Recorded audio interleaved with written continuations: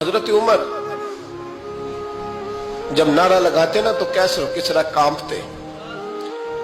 सफीर आते रूम के मिलने के लिए तो कहते जाओ उमर नफल पढ़ रहे हैं, टाइम कोई नहीं।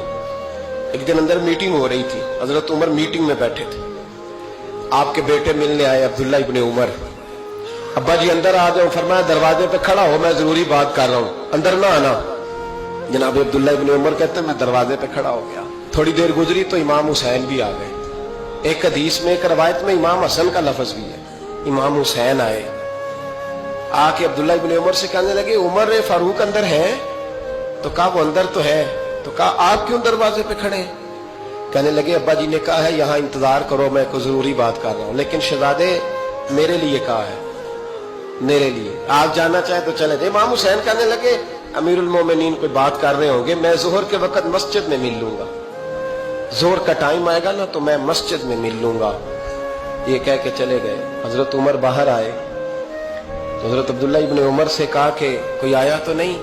अर्ज की हुजूर हुसैन इब्ने अली आए। हुसैन इब्ने अली।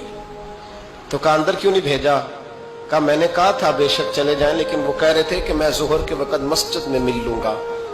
तो सैयदना उमर फारूक फरमाने लगे अब्दुल्ला तुझे तेरी मार होए, हुसैन को क्यों वापस भेजा?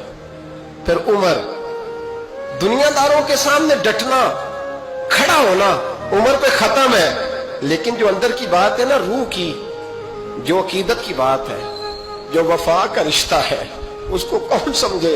ये जो रूह की मजबूरियां हैं, ये जो वफा की मजबूरियां हैं, इसे लोग क्या समझें? इन्हें क्या पता कि मुर्शद के बेटे के पैर चूमने में हुस्न क्या होता है?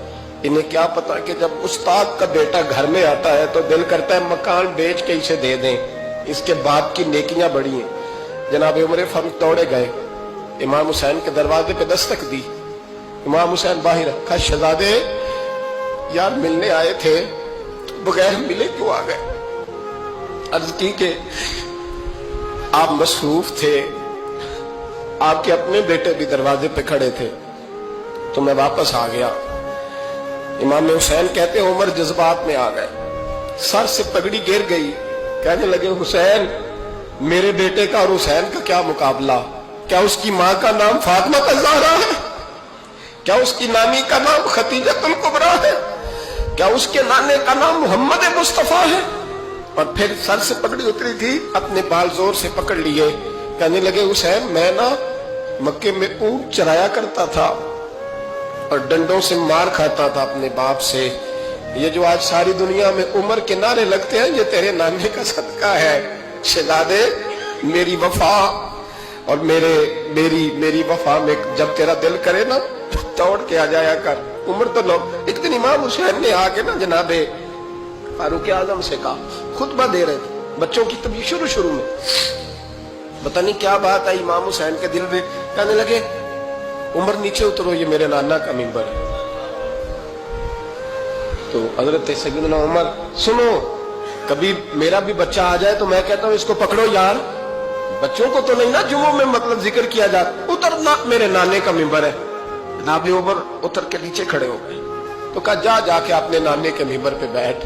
तो हजरत उमर रो पड़े, कहने लगे शहजादे मेरे नाने का मिंबर ही कोई नहीं है ही नहीं, ये मिंबर ये मुसल्ले ये तेरे नाने की शान है, मेरे नाने का कोई मिंबर नहीं, तेरे ही नाने का मिंबर है।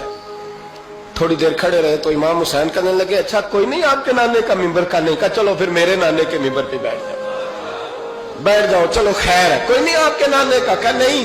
तो कहा कोई नहीं फिर मेरे नाने के। जब हजरत उमर बैठे तो बड़ा शानदार जुमला का फरमाने लगे मैं मिंबर पर मर्जी से नहीं बैठा था, मुझे अबू बकर ने बिठाया था, और फिर हुसैन के कहने पे मैं उतरा हूं, अब मुझे हुसैन ने बिठाया है। अब किसी की जुर्रत है तो उमर को उतार के दिखाए, अब मैं हुसैन का तेरी नस्ल पाक में। यार कितनी बेशर्मी की बात है, लोग इमाम हुसैन को बागी कहे।